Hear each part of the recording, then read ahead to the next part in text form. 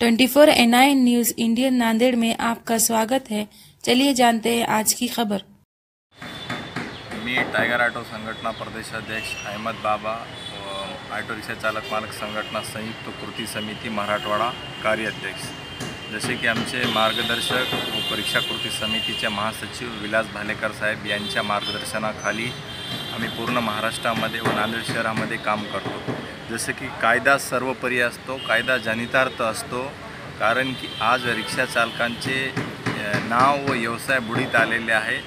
यामुळे आम्ही नांदेड शहरामध्ये जनजागृती अभियान राबवलेला आहे आणि हे अभियान चालू केलेलं आहे। आज आम्ही कर्तव्यदक्ष पोलीस अधीक्षक माननीय अविनाश कुमार साहेब यांची आज भेट घेतलेली आहे आणि जे फलक आहेत आम्ही दाखले वाहतुकीचे नियमाचे जे पण फलक आहेत त्यांच्या सहित आम्ही त्यांची जनजागृती करणार आहेत आणि SP साहेब आमच्यासोबत रोडवर येऊन वाहतूक विस्कळीत कशी होते आणि काय उपाययोजना आहेत याच्यावर आम्ही चर्चा करणार आहोत। SP साहेबांचं म्हणणं आहे की शहरामध्ये 50,000 अशा रिक्षा दिसत आहे। रिक्षा चालकांचं नाव खराब झालेलं आहे आणि याच्यामध्ये आम्ही जे प्रवासी आणि रिक्षा चालक यांच्यामध्ये मतभेद आहेत, जसं की बघितलं काल आम्ही औरंगाबादमध्ये एका रिक्षा चालकाने प्रवाशांचे खून करून टाकलेलं अक्षरशः।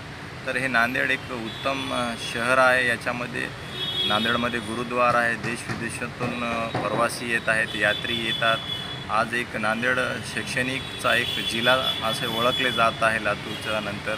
तर मी नांदेड शहरातील रिक्षा चालकांना आपण युनिफॉर्ममध्ये आणि सिग्नलचा वापर केला पाहिजे, महिला व विद्यार्थिनी व सिनियर सिटीजन प्रवाशांसोबत सौजन्यानं वागले पाहिजे, कारण की आज शहरामध्ये आपण बदनाम झालेलो आहोत। हे बदनामी आपण काढण्यासाठी टायगर ऑटो रिक्षा संघटनेच्या वतीने पूर्ण शहरामध्ये जनजागृती प्रत्येक चौकामध्ये युनिफॉर्म आय कार्ड घालून रिक्षा चालक पदाधिकारी करणार आहेत। मी तमाम नांदेडच्या रिक्षा चालकांना विनंती करतो की आपण कायद्यात राहाल तर फायद्यात राहाल आणि आपण कायद्यात राहूनच आपला व्यवसाय करावा, आपला व्यवसाय वाचवावा।